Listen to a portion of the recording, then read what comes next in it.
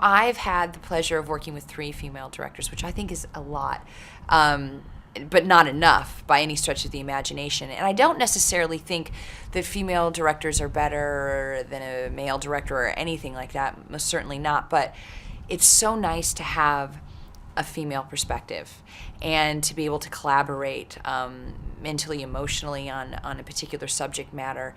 I don't know if Fort Bliss would have been any different in a male's hands, but I know that I couldn't imagine any other person telling this story because she was so right for it. I think the best way to do that is to continue to support other women in writing and directors in work, and try to support each other and get as much work out there as we can, To be honest, I don't really notice a difference. I think smart people are smart people. People with vision are people with vision. The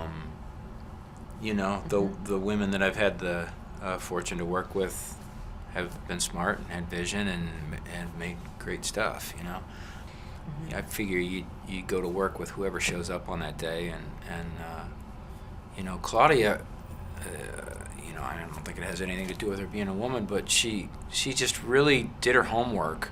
And I think one of the hardest things, especially if you're a writer-director and you created it yourself, is that moment when all of a sudden a bunch of collaborators come in and say, well, I'm playing the character and I think this, is striking that balance between hearing people out and giving them a little bit of freedom and yet at the same time not losing sight of what your vision for the end thing is going to be. And I thought she just did an extraordinary job with that. So what? So Afghanistan? I don't have a choice. You had a choice, and you made it, because you'll fight for your country, but you won't fight for your son.